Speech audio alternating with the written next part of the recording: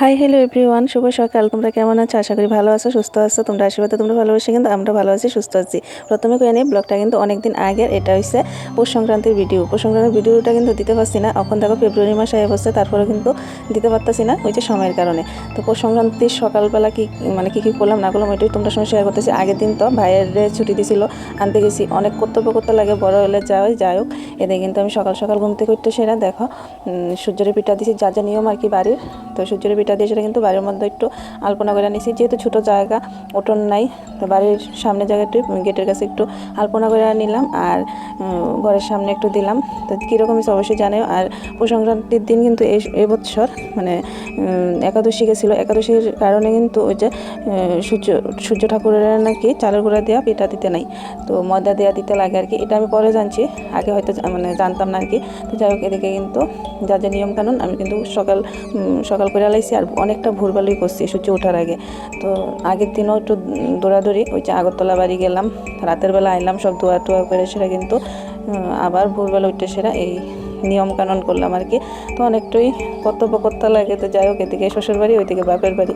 তো বাপের বাড়ির কর্তব্য পালন করতে লাগে, শ্বশুর বাড়ির কর্তব্য পালন করতে লাগে। তো যতটুকু সম্ভব আমি কিন্তু কর্তব্য পালন করি, যতটুকু সম্ভব আর কি।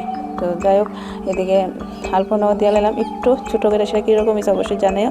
এই যে পুরোটি কিন্তু তোমার সঙ্গে শেয়ার করতেছি। তারপরে কিন্তু একটু পিঠা করছি, নিয়মটা তো রাখতেই বলতো, জানো তো। আমি কিন্তু আগের দিন আগরতলার থেকে রাত্রেবেলা 7:30টার সময় বাড়িতে আইসেরা 2 বালতি কাপড় দিচ্ছি।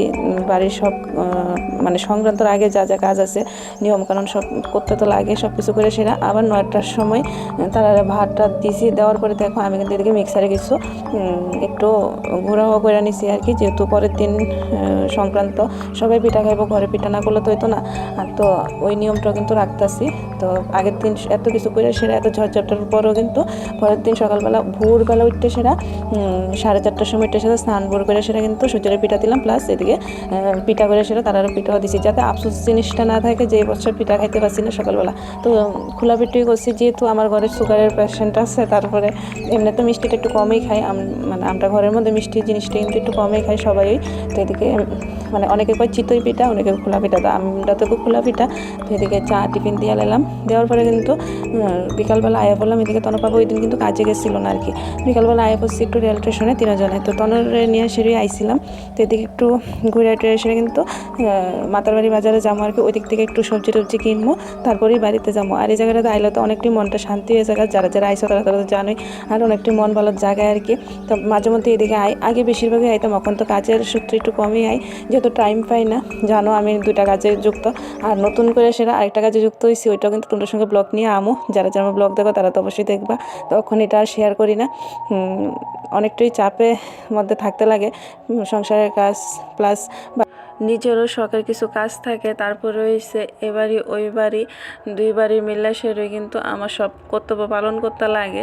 টাকা দেওয়া না পারলেও কিন্তু এমনিতে যতটুকু দৌড়াদৌড়ি করে সেটা সম্ভব ততটুকু কিন্তু আমি কর্তব্য পালন করে সেটা দেওয়ার চেষ্টা করি, যতটুকু আমার সামর্থ্যের মধ্যে পড়ে আর কি। তো যাই হোক, এদিকে কিন্তু অনেকটাই ব্যস্ততার মাঝে চলতেছি, তার লেগে কিন্তু তোমাদের সঙ্গে আর ভিডিও শেয়ার করতে পারতেছি না। তো ভাবলাম ভিডিওটা শেয়ার করে দিই, অনেকটি ভিডিও জমা রয়েছে, আস্তে আস্তে তোমাদের সঙ্গে শেয়ার করবো। আর এদিকে দেখো বিকালবেলা কিন্তু এদিকে ঘোরাগাড়ি করে সেরা, ওই যে ঘোরাগাড়ি বলতে একটু কাজেই গেছিলাম। তারপরে কিন্তু মাতারবাড়ি বাজার থেকে সবজি টবজি নিয়ে সেরা আয়া পড়লাম।